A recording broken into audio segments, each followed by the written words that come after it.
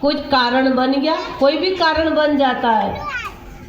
कि पहले क्या हुआ करता था कि एक राजा दूसरे राज्य पर, राजा लोग जब रण में जो लड़ते थे तो कोई हार जाता था राजा, तो कोई जीत जाता था।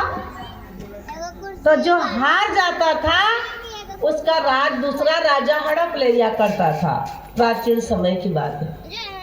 तब सावित्री का ससुर बहुत बड़ा राजा था, लेकिन वो रण में हार गया था, तो दूसरे राज्य का राजा ने उसका राज हड़प लिया था। तो उसको बड़ा टेंशन हो गया। मान लिया जाए कोई हमारा घर हड़प ले, कोई हमारी खेती बाड़ी हड़प ले, छीन ले, तो हमारा जीवन में क्या बीतता है। तो वो तो राजा था ना, राजा का राज छीन लिया गया। तब सावित्री का ससुर जो होने वाला था, सत्यवान का पिता और माता, वो दोनों के रो रो करके टेंशन ले करके आंखें फूट गई, अंधे हो गए थे वो लोग दोनों, सावित्री, वो सत्यवान के माता पिता। और सावित्री का रिश्ता उसी सत्यवान के साथ जुड़ना था। और ये थी राजकुमारी, वो भी राजा का पुत्र था, पर वो गरीब बन गया था बाद में। तब सती सावित्री घोड़ सवार होकर के निकल पड़ती है। तो घोड़ा दौड़ता जा रहा था, कितना दूर तक सावित्री घोड़ा घुड़सवार होकर के चली जा रही थी। कितने सारे गांव आते थे, रोड पे घोड़ा दौड़ता जा रहा था। तो गांव के लोग देख रहे थे कि ये राजकुमारी ये कहाँ से आई होगी, इतनी सुंदर है ये, और घुड़सवार होकर के जैसे कि रानी लक्ष्मीबाई की तरह थी वो। दौड़ते कितने गांव आए, कितने लोगों ने देखा, पर उसका घोड़ा कहीं नहीं रुका।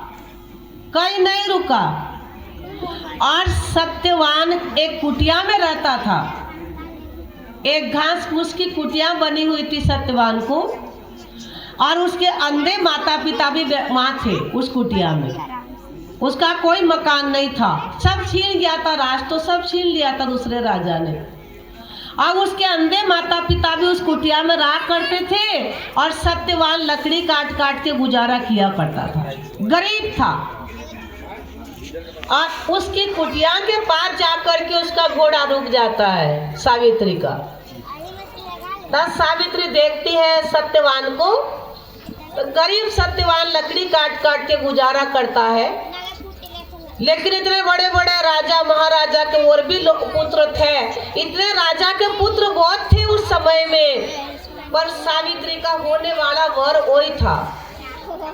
और उस जगह जाकर के उसका घोड़ा रुक जाता है, और सावित्री को देखता है गरीब सत्यवान को सावित्री देखती है, और उसके घर में उसका रिश्ता हो जाता है और शादी तय हो जाती है।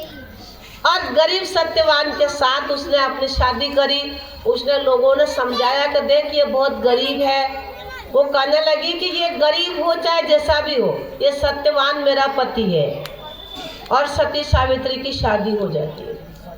लेकिन शादी में उसने अपने पति से एक संकल्प किया कि देखो मैं पतिव्रता व्रत करूंगी। पतिव्रता व्रत क्या है? ऐसा नहीं कहा कि मैं भूखी रहूंगी, मैं खाना नहीं खाऊंगी। 2 साल का व्रत लिया उसने शादी, और अपने पति से कहा सत्यवान से। उस सती सावित्री को ये भी पता था कि मेरे पति का 2 साल की उम्र बची है, 2 साल ही जिंदा रहेगा। लेकिन मेरे पति को मुझे यमराज से लड़ करके मेरे पति का प्राण छीनना है। तब उसने अपने पति से कहा था कि मुझे 2 साल पतिव्रता व्रत करने दो। पतिव्रता व्रत करूंगी मैं, मतलब आप 2 साल से ये सोच लेना कि आपकी शादी नहीं हुई है, और मुझे ऐसी नजर से देखना कि जैसे कि ये मेरी बहन है, मतलब 2 साल तक। माँ की नज़र से, बहन की नज़र से, एक नारी शक्ति की नज़र से आप देखेंगे और मैं 2 साल का पतिव्रता व्रत पूरा कर लूँगी, जिसके बाद में फिर हम पति पत्नी का रिश्ता से रहेंगे। ये उसने 2 साल का व्रत लिया था, उसको पता था। और वो सुमरन ध्यान करती थी और गरीब सत्यवान लकड़ी काट काट के गुजारा करता था और अंधे सास ससुर की वो सेवा करती थी। और लास्ट दिन जब 2 साल के बाद यमराज उसके पति को लेने आ रहे थे, उसी दिन 2 साल पूरा हो जाता है और उसको लेने आ रहे थे, उसी दिन सावित्री कहने लगी कि आज तो मैं भी चलूंगी आपके साथ लकड़ी के लिए। तब गरीब सत्यवान समझाता है कि देखो सावित्री, आप राजकुमारी हो।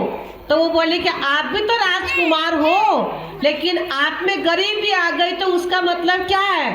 तो वो कहने लगा कि जब हम आदमी है, जेंट्स लोग हैं, तो हम तो लकड़ी भी काट लेते हैं, हम तो मजदूरी भी कर लेंगे, पर तू तो अंदर रह, तू तो एक औरत जाती है और तू घर में ही रहो, पर्दा में रहो। वो कहने लगी कि आज मैं आपकी बात नहीं मानूंगी, मैं आपके साथ चलूंगी। उसको पता था कि आज यमराज आने वाला है और मैं मेरा पति को दूंगी नहीं यमराज को, क्योंकि मैं 2 साल पतिव्रता व्रत मैंने इसलिए किया कि मुझे सत्य की लड़ाई लड़ना होगा आज। तब जो है साथ में गई, नहीं मानी वो। सास ससुर ने समझाया कि बेटा तू मत जा, हमारे को पानी कौन पिलाएगा, तो पानी भर के रख दूंगी आपके पास में, आपको रोटी खिला दूंगी, पर शाम को वापस आ जाऊंगी, पर मैं जाऊंगी आज पति के साथ। और उसी दिन वो लकड़ी काटने गया तो वो भी साथ में गई।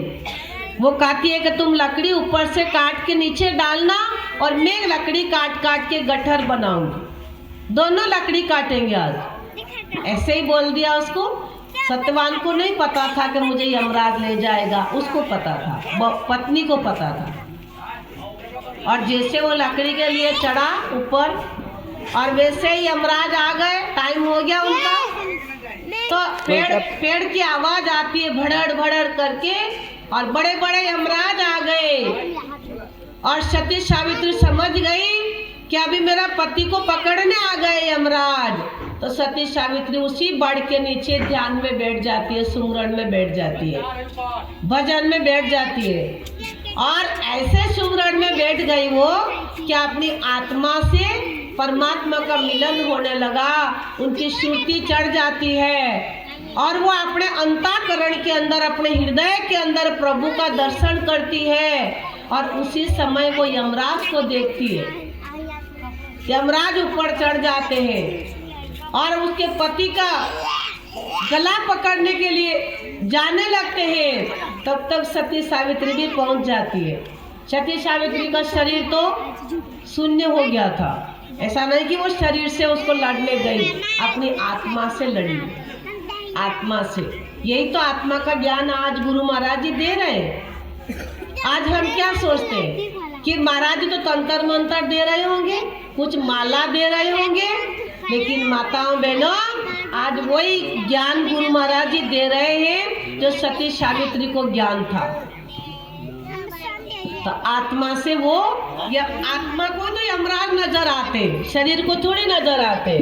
इन आंखों को यमराज नजर नहीं आते हैं, वो आंखें देखती है यमराज को जो अंतःकरण, हमारा अंतःकरण, हमारी आत्मा। अच्छा कर्म नहीं होता तो यमराज मारते हैं, अच्छा कर्म होता तो यमराज आशीर्वाद देते हैं।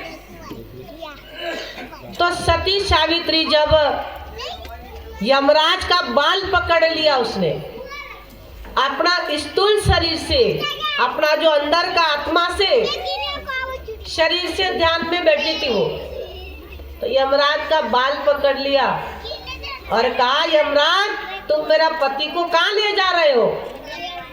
मेरे बोले बिना आप मेरा सत्यवान को ले जा नहीं सकते हो।